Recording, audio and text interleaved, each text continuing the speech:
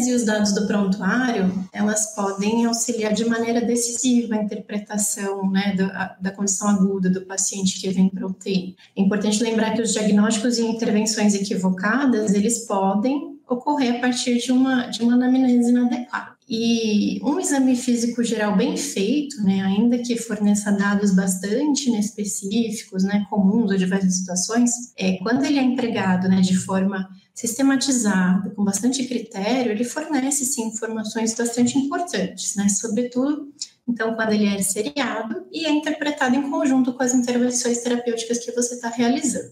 A gente precisa estar sempre atento, né? Então, hipotensão, taquicardia, oligúria, alteração do nível de consciência, alterações da pele. Nesse slide, eu coloquei, então, sobre a perfusão tecidual adequada. Essa tabela, ela é do Surviving Sepsis Campaign, né, de 2012, então, que foi publicado no Intensive Care Medicine. Eu sei que já existe um mais novo, mas a imagem é do anterior. Ela resume os indicadores clínicos de perfusão tecidual adequada, né, então, que são fundamentais na avaliação inicial e no acompanhamento de pacientes críticos, né, e aqui, é lógico, ele coloca no contexto do paciente séptico. Entre esses indicadores, né, de perfusão tecidual adequada, ele coloca, né, o tempo de enchimento capilar normal, que em adultos, né, até 65 anos é esperado que seja menor que 3 segundos, a ausência de marmoreio cutâneo, as extremidades quentes e secas, pulsos periféricos bem palpáveis, né, radial e tedioso, um nível de consciência preservado ou um nível de consciência que retorna ao estado basal pré-sepse, e uma diurese satisfatória, né? Claro que maior que 0,5 ml quilo-hora nos adultos. Isso, né, claro, nos pacientes que não têm já uma lesão renal estabelecida. E esses parâmetros, né, embora eles sejam simples e de fácil obtenção à beira-leito, eles fornecem informações valiosas sobre a adequação da perfusão sistêmica e a efetividade das intervenções terapêuticas. Aqui, essa é uma figura do artigo de revisão publicado no New England, né, pelo Van Sang em 2013, que é um trabalho clássico que descreve a fisiopatologia, diagnóstico e tratamento do choque. Em resumo, a imagem ela mostra que o diagnóstico do choque começa pela identificação da hipotensão com sinais de hipoperfusão, seguidos pela análise então do débito cardíaco, da PVC, vai refinar o diagnóstico com a ecocardiografia, e aí sim você consegue classificar o seu choque, né? Seja distributivo, hipovolêmico, cardiogênico, obstrutivo. Mas o que eu queria aqui chamar a atenção, né, são os sinais clínicos de hipoperfusão tecidual destacados na imagem. Então, no cérebro, né, alteração do estado mental, rebaixamento do nível de consciência, agitação, confusão. Na pele, o mottling, né, as extremidades úmidas, frias, a redução do débito urinário, da parte laboratorial, um lactato sérico elevado, e de sinais gerais ele coloca ali, por exemplo, a taquicardia associada à resposta compensatória. Um pouquinho mais sobre a perfusão tecidual, agora aprofundando em mottling e no tempo de enchimento capilar, é uma forma básica de inferir a perfusão sanguínea dos órgãos, né? Na verdade, essa forma ela é correlacionada com a perfusão cutânea avaliada no exame físico. Então, o controle circulatório em qualquer tecido ele é resultado, né, da ação das catecolaminas, do controle metabólico global e dos mecanismos autorregulatórios, né? A pele ela parece ser mais afetada pelos efeitos das catecolaminas, né, enquanto os outros órgãos eles sofrem mais influência da taxa metabólica e dos sistemas de autorregulação. No choque circulatório,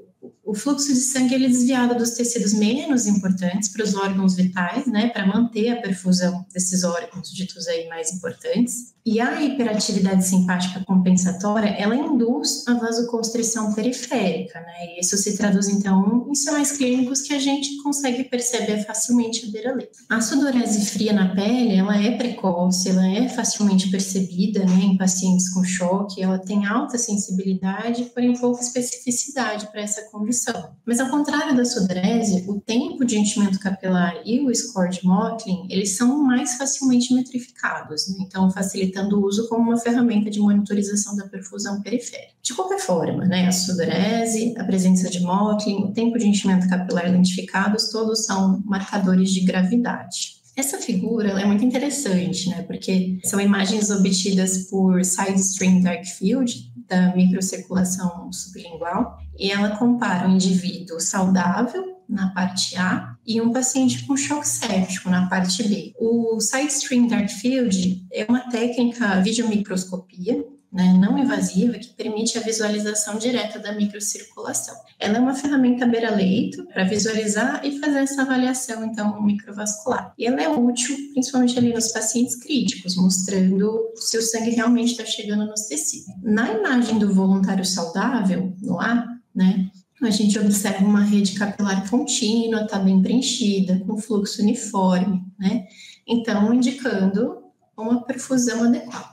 Já na imagem B, o paciente com choque séptico, a gente percebe ali, né, que os capilares, eles não estão perfundidos, ou eles estão perfundidos ali de forma intermitente, né, que como está mostrando ali nas duas setas, e aí isso resulta numa rede irregular, né, com áreas de hipoperfusão, heterogeneidade do fluxo sanguíneo. E esse achado reflete a disfunção microcirculatória, que é característica do choque séptico, em que apesar da oferta global de oxigênio poder ser aparentemente suficiente, ocorre uma má distribuição regional do fluxo sanguíneo, contribuindo para a hipóxia tecidual e falência orgânica. Um pouquinho mais sobre o enchimento, tempo de enchimento capilar, né? Então, vocês sabem, né, o tempo necessário para o leito capilar distal recuperar sua cor após uma pressão ser aplicada sobre ele. Essa pressão aplicada na falange distal do indicador do paciente, ela precisa durar ali 10 segundos e ser suficiente para provocar o aparecimento, eles dizem, de um fino crescente esbranquiçado na região distal do leito ungueal do examinador. Em adultos saudáveis, o tempo de enchimento capilar normal é de até 3 segundos, né? Podendo variar ali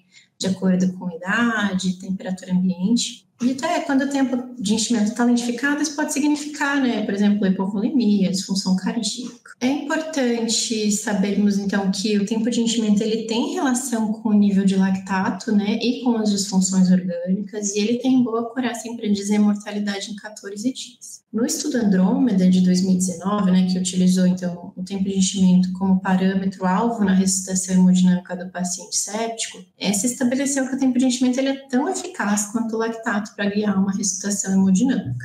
Aprofundando só um pouquinho, né, no Andrômeda Shock Trial, ele é um ensaio clínico randomizado, né, que foi publicado no JAMA em 2019, e mais uma vez, né, ele comparou então duas estratégias de ressuscitação nos pacientes com choque séptico. Uma baseada na normalização do tempo de enchimento capilar, né, que como indicador clínico de perfusão periférica, e outra baseada na redução dos níveis de lactato sérico. O estudo teve ali 424 pacientes de 28 UTIs de 5 países da América do Sul, né, que foram randomizados ali em 2 grupos iguais. O desfecho primário foi mortalidade em 28 dias, né, que foi de 34,9% no grupo de perfusão periférica e de 43,4% no grupo do lactato. Mas assim, apesar da tendência de menor mortalidade no grupo guiado por perfusão periférica, essa diferença não atingiu significância estatística. Mas, de qualquer forma, esses resultados eles sugerem que as estratégias de ressuscitação, né, guiadas por parâmetros clínicos simples, né, como o tempo de enchimento capilar, podem ser tão mais úteis que o lactato, né, reforçando então o papel da avaliação clínica beira-leito no manejo do paciente séptico.